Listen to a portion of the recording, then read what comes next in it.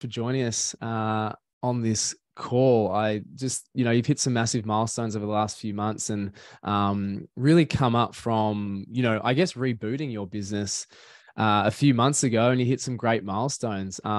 Dude, I'd just love you to share what your business does and sort of your journey, up to this point, if you could.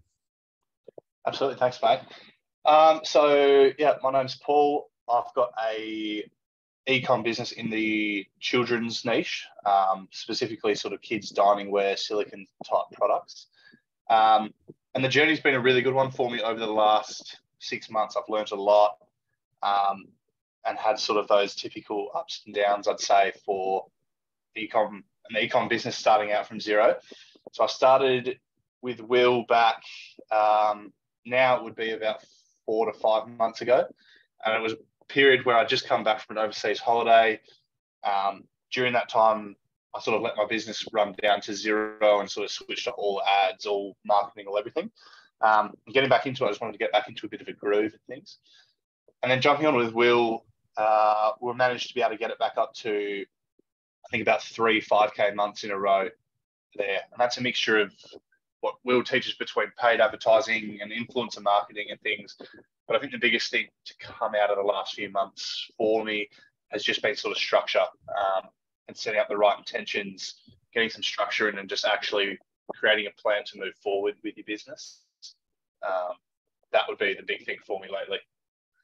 Yeah, totally, man. And I think this is great insight for people too, because for those that didn't realize, you were working full time, and like by full time, you're doing a good 50, 60 hours at some point in your full-time gig and running on the side. And there's a lot of people that are in the position of side hustles and wanting to do the exact transition that you have just done. Congrats on leaving the full-time job to go into your business full-time. Like what was that kind of like, managing your side hustle, I guess you could say, with a full-time job? How did you navigate that? I think it's an incredibly tough one to navigate. I think it's obviously different for everyone, and I'm in a position as well where I don't have kids on top of things as well. So I have major respect for anyone that can be juggling all this sort of stuff in their day. But I think the intention just has to be there, that you want to get out of the current groove that you're in. And I think if you're passionate about your side hustle, or you can see a future within the industry, or whatever it might be that you're doing, I think that just has to sort of read through for you more than your 9 to 5. And that was the big one for me, is where I had a great 9 to 5 and I got on really well with all the people in my 9 to 5. But as far as living a life that I wanted to, I was working, like Will said, 50, 60 hours a week. And no real freedom, and they were dictating when I was rocking up to work things.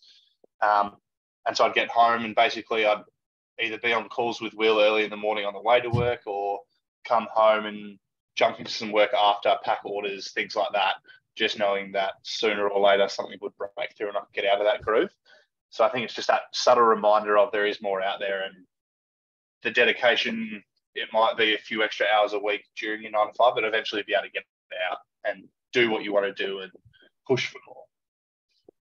Yeah, absolutely, man. I think that's an awesome message, because like a lot of people have those ambitions that start the side hustles. And, when you do get out of the full-time gig and into your, call it, passion project, even if it is just business in general and working for yourself and whatever that looks like, people always say like, oh man, why didn't I do it, sooner? I've been through it multiple times.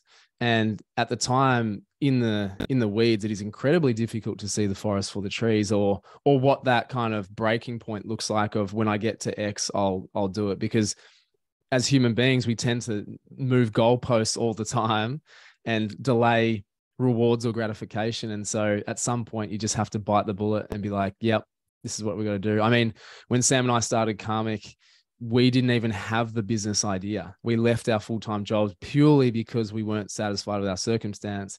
And we wanted to, as you said, find something better or bigger, or create something for ourselves that was bigger than having the security, which, as you say, not everybody's in a position to afford. But at some level, everyone kind of goes through it that makes that leap. So yeah, man, I mean, as I say, congrats on that. That's incredible. And dude, I know that, yeah, the early morning calls and stuff like that, like what do you think has sort of changed from, you know, before when you kind of came back from overseas and wanted to crank things back up again?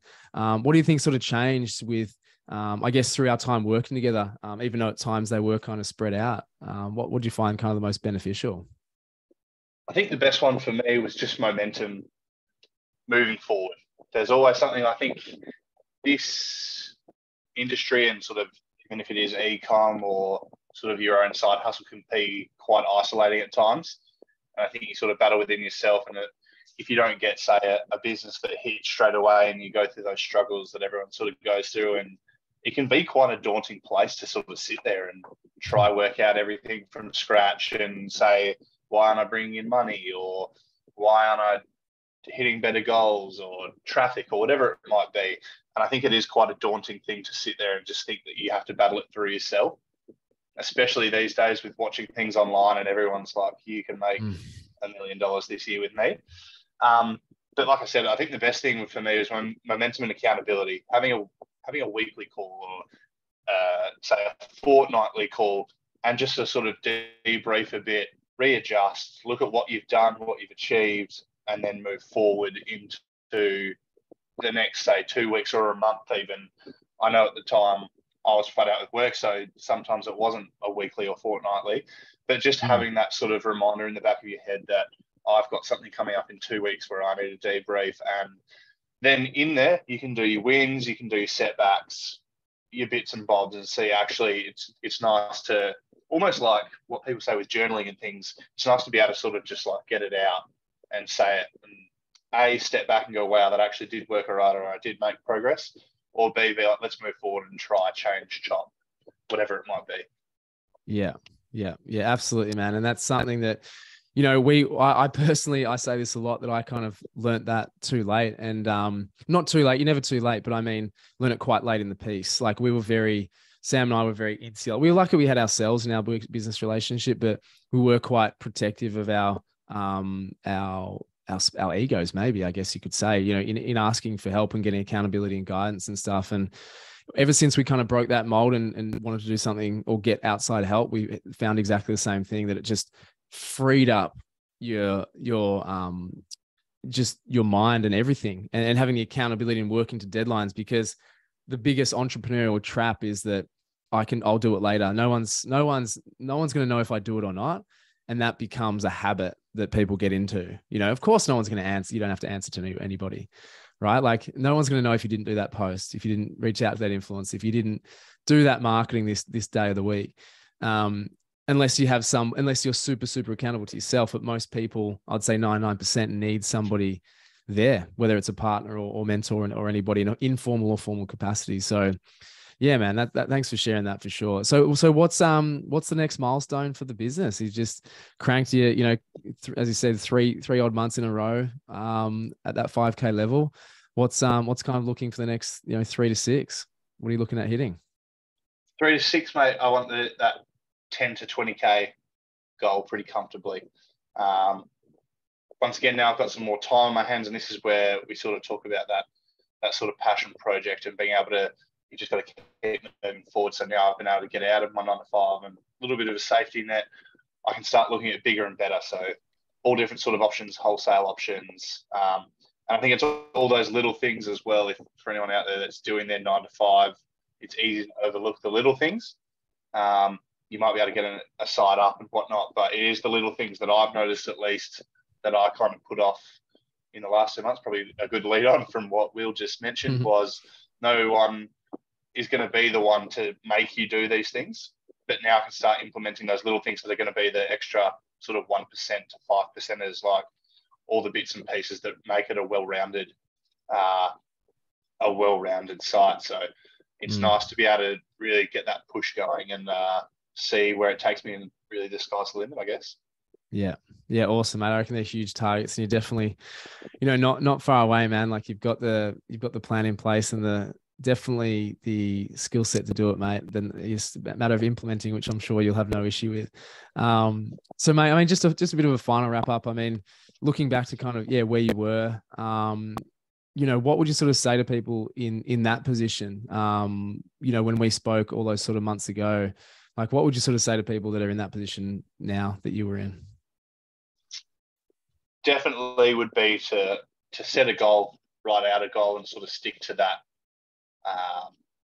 and try and put your best foot forward every day. I know it seems hard, and you just kind of have to chip away at it bit by bit. And sometimes, like I said at the start, it might be daunting and looking at the grand scale, and we can always have those thoughts of why am I here or why am I doing that? But yeah, you can promise if you keep at it and you just do those little things, you'll get there in the end. Just making sure that you do the work day in, day out. Anything's better than nothing as far as that goes. And also another good one that I liked from you was the goalpost of pushing back targets. I think it's easy to say, oh, maybe in 3 months I'll start, or oh, maybe in 6 months I'll start. I think it's easy to say for us when you're in this position like where I am now. I wish I had started again 3 to 6 months ago again. There's always that time, and it's easy to say once you're actually in the system, I guess, and the rotation of it happens a lot faster than what you think. And then that momentum gets you. Seems like a scary thing, putting a site up and organising all that sort of stuff and all the intricate details.